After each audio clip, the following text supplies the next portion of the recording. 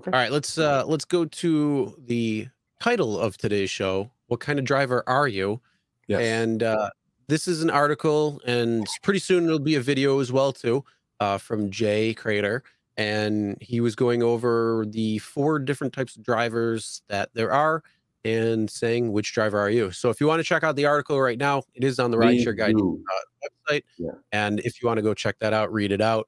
The video will be coming in the next couple of weeks. But yeah, let's talk about some of the different drivers that are out there. What driver are you? And then, obviously people who are listening in the chat, let us know what you think you are as a driver. And then those who are, watching the replay, put in the comments what you think.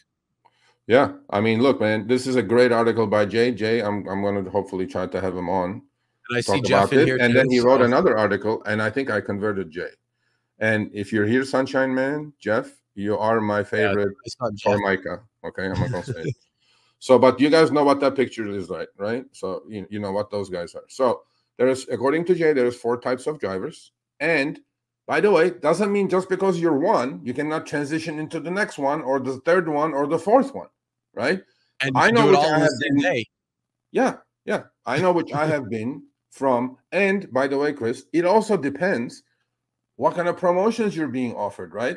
I have for my cut plenty in my life. When Uber threw me 100 trips for $700, I'm like, hell yeah, I'm gonna grind and take your $70. So it's it's like a dance here we're doing, like those 2 Formica are doing. Formica, for all the new people here who don't know, is the Latin version of A. I'm not gonna say the word. So I know the best. This is Jay. This is Jay saying the ant, so you can say the ant. You're okay there. Okay, I'm okay for this. Okay, so Jay, great job. He has 2 great articles actually, and then his conversion to, his last article is also amazing, which was, please go to the blog and read it. It's a goddamn 3-minute read. Okay, stop the TikTok stuff. Just read something. Okay, here we go. So 4 types of drivers. Which one are you? 1, are you the happy ant? Okay. By the way, I'm gonna. Jay called me about just this part. He goes, Sergio, how do you describe a happy end? And I go, this is how I describe a happy end. So he goes, the first thing you might ask yourself, what is an end? I was called an end, which was me. I used to pound Jay. I used to pound Jay nonstop because you're just an ant, bro. And I started to write articles to make videos for the RideShare Guy early in my career. True, that was me, the heckler in the crowd. And according to our ultimate guide, the RideShare driver lingo, and let's call them hardworking, accepting every chip, regardless of profitability, content with what Uber, Lyft, Doordash feeds them, no planning, just trying to make the daily revenue goal, they said, before leaving the house, regardless of how long it takes them to do so.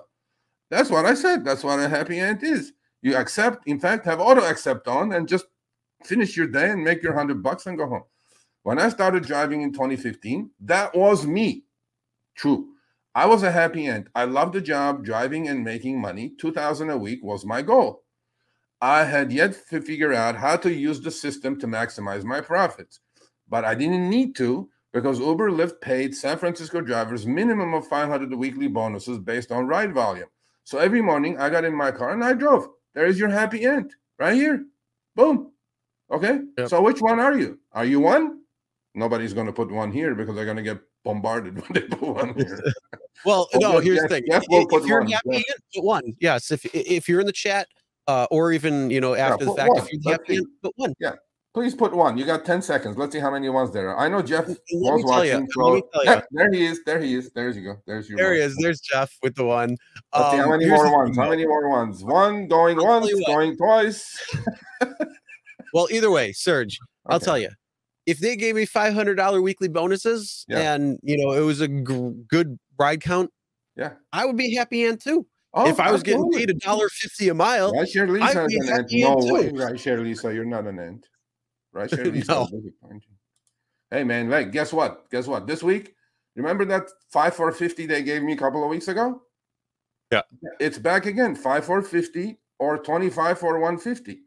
So I'm going to do my 5, take their money, and I'm going to ant. And hey, man, I'm proud of it. I drive when they show me the money. Show me the money, I'm yours, buddy. So that's the happy end. So this is 1. No. Look at all these ones, bro. They're all like, Oh, started. There you go. Started it as a one. One Yeah. with Okay. yeah. So You you take know, this one. You take this one. Miles by MSB is the same thing with me. One with good promos. Yeah. Yeah. Okay. So this is yours. Go ahead. I'm right there with you. Yeah. I'll be the happy little ant when I get those good promos. Yeah. There you go. All right. Yeah. Number 2 is the angry independent contractor. I think that's a pirate. That's yours. That's yours. And third is mine, and fourth is yours. So. Oh, I got to be the angry. Oh, yeah. You got to be angry. You got the voiceover shit there. That's why. Okay. You want me to do this one? You son of a bitch. Angry independent contractor. No, I can't do it that way. This was the next phase of my career, but both Uber and Lyft were reducing their bonuses. Then they started offering bonuses to new drivers that would not provide to seasoned drivers the same thing. It's so frustrating and infuriating. All we want is a level playing field based on merit. Unfortunately, we did not have it, and we still don't have it. Every month, Uber and Lyft took something else away from the drivers. I began to realize that Uber and Lyft treated me as an employee without making any benefits of being the employee. Can you believe Jay wrote this? Well, you know, here's the question.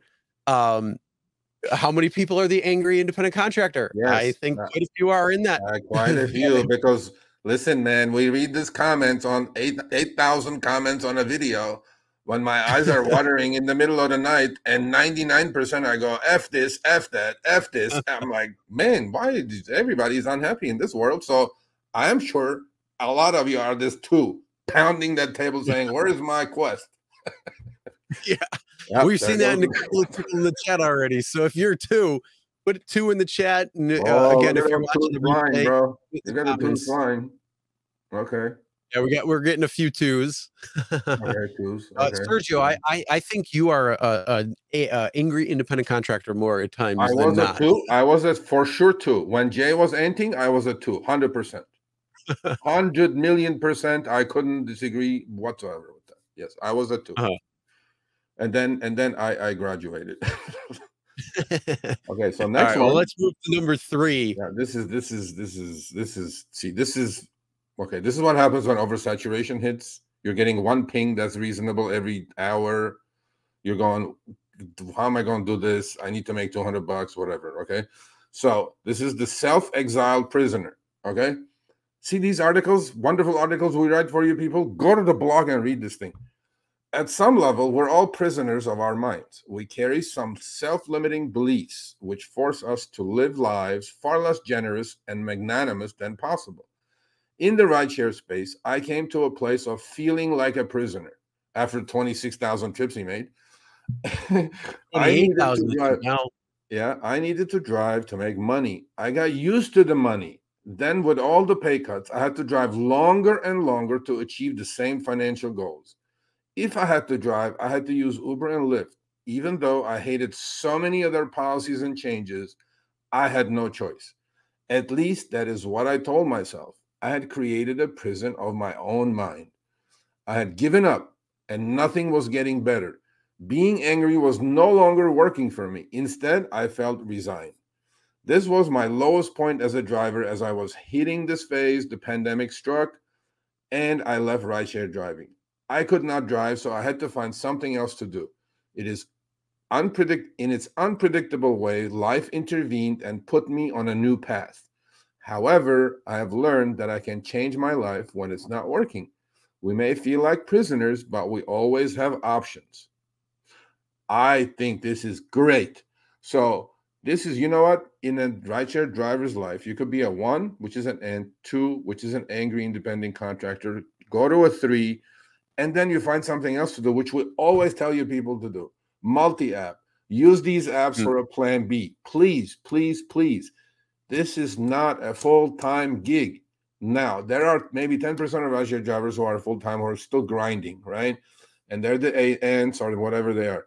But most of the people that we talk to, and I talk to, you know, they're doing this towards a plan B. They have, you know, they make the money, save the money, especially open a small business or move on or educate, go to college, educate themselves, get a better W-2, get a higher paying job. So don't be a prisoner. Don't be a self-exiled prisoner. Okay, there you go. You know, honestly, I think that has a lot of reflection too on jobs for a lot of people, and I think that's why some people leave and even get started in the gig economy. Yeah. Because they're just not happy with the job that they're at, or anything like that. So it's not just defined to being a driver. But I'll tell you what, I was 3 at one point. You know, when I was at a certain point within rideshare driving for Uber and Lyft. You know, it was a few years ago at this point, and I just got bitter. I just got bitter about it. I didn't like it. Angry, bro. I was angry. I was upset. I was mad. I'm like, oh, I don't want to do this again. I just didn't have that happiness to go out and drive. I was just sick and tired of dealing with people. Burnout, and you know what? It kind of started. Yeah, it was rideshare burnout, really. Yeah, man. And you know, after a little while, I took some time off and you know, kind of got things back on track. Yeah. And then, you know, I kind of had to reevaluate what was going on, and it got me out of that mindset. And I kind of take a step back. If I start feeling I might be going down that path again, you know, I kind of take a step back. I may, you know, not drive that time or take off. I know some people that might not be able to do that. You know, I have other things set up where I don't have to drive as much. It's become secondary and actually thirdary at times. Yeah. But the whole thing that comes down to it is, you know, if you are unhappy doing something, you have the ability to always change it. And you should want, if you realize you're in this situation where you feel like you're in a prison state, you know, you can always step back and you know, take some time off or figure something else out, do something that's going to kind of change your mindset a little bit, or just reflect on yourself and see, why did I get into this in the first place? What made me happy about that? Is that still happening? Could I find that back? And you know, this is something where, you know, because I've been through it. I don't know if Sergio, if you've been through it, I don't know if you want to talk about that. Bro, I did it. I did it full time for 3 years. I mean, right in 2018, when we started facing the same situation as now, oversaturated markets, all that, and then you know you're facing something new. Practically, Chris, you're facing something new with these apps every day. They throw at you some crap every day. You have to figure it out. They zig, you zag. It just became too much of like a thinking game, right? I don't want to do it. I just want to drive and make money and go home, which it used to be. Then it becomes this. Then you go, oh, shit, what am I going to do now, right? And then oddly enough, when you don't do it for a while, you miss it. You really do. And then you go, okay, maybe I'll give it another chance. And then after 5 trips, you go, damn, it's the same thing as before or worse. Then you just completely turn yourself off. You know what I mean? But look, everybody goes, look, there's W2 burnout as well. I mean, who says every W2 employee is a happy-go-lucky customer there? It's not, right? I mean, you have bosses you have to deal with, you have hours, you have schedules, this and that. Yes, this doesn't have that, but then it has its own gamification and gamblification, which we're going to talk about next week. And, you know, it gets tiring after a while. You know what I said to somebody the other day, Chris? I said, this is such a simple business, man. You pick somebody up point A, you're taking to point B. Why does this have to be so complicated, right? Why do we have to play all these games? There's none of this is necessary. But then this is Uber's way of doing things and Lyft's way and Doordash's way. They have the burn and churn attitude. You know, it's like a, you know, I don't know, meat grinder. You just go in, average life of a driver is 8 months. You get out, they replace you with 10 more, and then there's fresh blood. I mean, but it shouldn't be that way. It should have been a little bit easier maybe. But hey, this is the self-exiled prisoner. If you're in this state right now, you're probably going through burnout. You know, hey, shut the apps down, do something else, go get a W2, whatever you need to do to refresh, because these apps are always going to be there for you. Yep. Or try a different app. You know, if you're tired of dealing with people, 100%. Do food delivery. If you are tired of driving behind the wheel or something, at that point, then, you know, find something else like TaskRabbit or one of these where you have a little bit more hands-on. Those types of things. There's so many apps out there right now that you could stay in the gig economy if you wanted to. It's just a matter of finding out what you got to do. But it's going to take a little bit of reflection. But I mean, you know what? We all self-reflect in whatever we're doing, Chris, right? We do it all the time. We have W2. It could be a coder, a high-paying coder at Google. I mean, look at that. Yeah, they you know, laid off 11,000 people after them being at Google for 15 years, 12 years. So there is no job security in the W2 world anymore either. So to me, when people say, oh, W2 much better than this, I'm like, not really. You don't have any job security anymore. You know, W2 world is evolving and changing as well. And this, just like this thing is, right? So you have to roll with the punches, and you have to know where you are in the gig economy. If you know, it's always going to be there. The apps are always going to be there. So to me, it's like, don't go through burnout, get a refresh, and start again. So, yeah. All right, let's take a look at. Go ahead. Number 4. Yep. All right. Yeah. So this is the creator or the tool user. So life becomes a creative act for all of us at some point. I got to this point in my life in my mid-50s. Not me, Jay, when I went to Thailand to write a book. Suddenly, while swimming in the warm sea, I realized I could do just about anything I wanted to. With this energy is applied to rideshare driving, a driver can flourish. Rideshare driving has become a tool that can be used for the plethora of personal goals. If you want to go to night school, you can drive during the day to make that extra money. If you want to work a regular job Monday through Friday, you can jump in the car, drive a full day on Saturday, make a couple extra $100. I knew a driver who would drive from Davis to San Francisco every Friday through Sunday. He would sleep in his car in a Safeway parking lot and shower at a health club. He would drive and net $1,000 for his hard work. The driver supported his family this way while he was doing graduate school. And he graduated, landed his dream job. His driving days were over. And for most drivers, we aspire to use our talents and gifts in a way that serves the world while providing our families and loved ones. We find that anger does not serve us any longer. Instead, we work, we grind, we get the results we need to achieve what we most want in life. Rideshare driving has become a tool for us to achieve very aspirational goals. Yep, 100%. Okay, so Jay, great article, buddy. Great article. Please go read it. I mean, this is most of it anyway, but here's the deal. I was definitely number 2. Because I go like, that's my BS. Why are they changing this? No quest this week. Why? And I'm going like, bro, this is tiring. Okay, I'm chasing my tail here. Why am I doing this? And then, but one thing that in 4 that I always used from the first day, because I had mentors and they taught me the game really well before I even got out of the gate. I used all the tools in the toolbox. You know, I used all my DFs. I used all the tricks of the trade to become a top 1% driver in my city. Because I got myself 2 mentors, and I said this story before. I bought them lunch for a month, and I said, teach me before I accept my first request. And they did. So I used all the tools. So now I'm definitely in the 4 box, right? I still drive, but when I drive, you know, the pressure is not on me as much as it used to be, meaning I can understand what kind of pressure you're going to be increased. If your rent is coming up, because this is my livelihood. RSG is not my livelihood. I trade stocks. I do fine. I do this because I enjoy doing this, and it pays. You know, I'm not going to deny it. But I'm definitely in 4 now, and I graduated. I was never 1. I was definitely 2. I was close to 3, but I'm definitely 4 now. And so for all you people in the chat and watching later, you are in one of those categories. So which one are you now, Chris? Are you in 4? You're in 4, right? Right now, yeah, 4. Yeah. And I think the part of it is that it's like, you know, it's for me, I don't have to rely on that money. Some people can. And I think that's where, you know, it's going to kind of be a little bit of a crutch where they're going to either be in 2 or 3 a little bit more, because, you know, if they're trying to make financial goals or, you know, meet their ends meet, and have to work longer and, you know, want to enjoy with their family or their friends or whatever it might be, there's a little bit more pressure there. You know, like I said, I've been able to step back from rideshare a little bit because I don't have to rely on that money as much, which is great. So for me, I get to go out when I want to. I get to enjoy a little bit more. And I mean, that's kind of part of it when it comes down to number 4, and being able to do that. So to me, I think that's nice, especially like I said, after, you know, I've experienced all 4 of them. I have 2. I'm not. I have not experienced 1 ever. I was always quality over quantity. Always a USDA cherry picker. Never was 1. Ever would be 1. But I understand there are people who are 1s and who do it, and you know, it's whatever floats your boat, my man. I'm like, hey, I'm not going to criticize you. I'm going to try to teach you, but I'm not going to criticize you.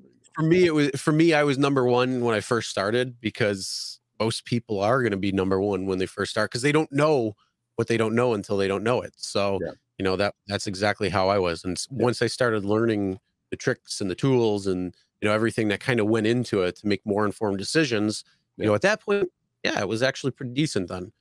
So I wasn't, man. I've been a cherry picker since then. Yeah, well, what you know, we talked about Uber's earnings, 2 billion trips they squeezed. DoorDash, 476 million, let's say 500 million. That's 2.5 billion trips. This is trips, individual damn pickups, drop-offs. Think about it, okay? In 3 months. So Uber is doing 1 million trips per hour, every single hour, over and over and over. Now, I can see a lot of people who are doing the job of one out of desperation or necessity or a combination of both. If they have a W-2 and it's not enough, which in this economic environment, most people are doing it because of that, right? And they want to make a couple, $300 extra cash, they're going to be ones. They don't know anything. They don't watch channels like ours. They go, yeah, I'm just going to accept everything, make my $200 this week and go home. You know what I'm saying? So that has created a lot of ones, which is ants. I'm like, okay. But I am just fascinated by the mindset of these Formica. Okay. I just want to get in their brain and figure out, why would you accept this trip? It's losing you money, literally. Why would you do this? Well, I don't think some people take the time to understand their actual money situation when it comes down to the costs associated with driving. And I think that they see that fast money and they're like, oh, hey, I made $200 in 5 hours. Okay, great. But you didn't. How much did you spend on gas? How much did you spend on the miles that you drove? What was your costs associated with that? Was it $40, $50 right there? Was it more? I mean, what's that look like? So you got to take that out. And then same thing, taxes, those types of things. What about that? You know, so you made $200, great. What did you really make? And I don't think a lot of people take the time to figure that out. I mean, I think everybody here in chat and watching these videos definitely do, or at least have some sort of better understanding of their costs associated. But when you get somebody who's just signing up and you're looking at it and they're like, oh, cool, I can go out and oh, this ride's $8 that's coming in. Yeah. They don't maybe know that in actuality, they're losing money on that ride, even though it looks like $8 in actuality because of the costs associated.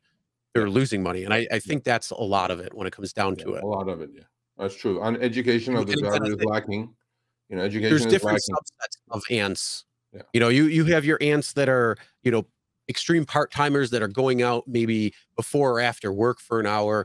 Maybe they're going out for a couple hours on the weekend to make some extra for them. Yeah, I agree. Cool. I agree with you. It's cash flow for them, 100%. Like I'm out here 2 hours. I'm gonna take everything, make $50, go home. Mr. Gambit, you better buy a ticket. You're going to have a much different mindset at that. So there, you know, you could be an ant, but you could be multiple facets within an ant.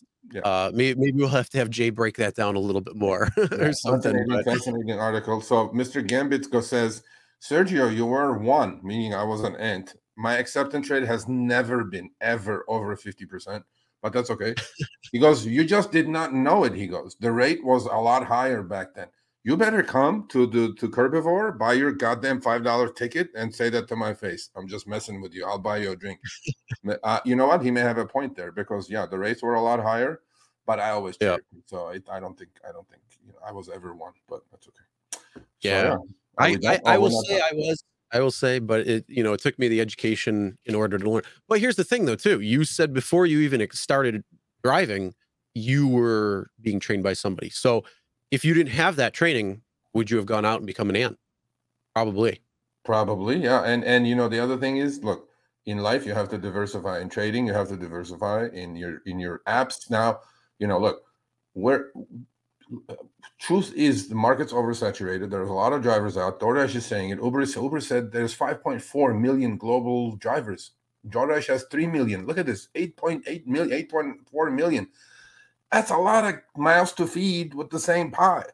Now, to me, the most important thing now, drivers should do and have to do, because I know millions of out there who have only single app that they drive around with, right? And then they complain, I didn't make any money. Yeah, because your utilization is down. So all I can tell you is that, just like number 4, have a lot of tools in the toolbox. Well, the tools now is tips and tricks that we used to have with destination filters and spoofing and all that good stuff. Those are done. Those are pro trades. Now the tools in the toolbox are apps, as many apps as possible, because your time is for sale to the highest bidder. Period. End of conversation. My time when I'm out there 2 hours, DoorDash, Uber Eats, Grubhub, Spark, Shipped, Instacart, whatever. Okay. Oh, look at this offer. No good. Oh, next one? Yeah, this is worth my time. I'm going to do it. I'm going to shut all the other apps off. And then I'm going to move on because I just sold my 20 minutes to Uber Eats for 20 bucks. Boom. They bid 20 bucks. They took my 20 minutes. Have a nice day. There you go. Yeah, I agree right there. And I think that's one of the biggest things. I think the one of the subsets of the ant, or the happy ant, is the loyal ant, what you just said. And that is the one that sticks with one app. And you know, they're probably going to hit 2 or 3 probably pretty quick, especially in the event something like a temporary deactivation, like some false report or something saying you were drunk and you can't drive for 1 or 2 days or something. So that type of thing could really push you over. But you could be an ant and a happy ant. You could make a lot of money too. You just I'm not against any of it. I'm not labeling anybody. All I'm saying is there are times you got to grind an ant. There are times you got to be a cherry picker. As long as you know that, I'm okay. All right.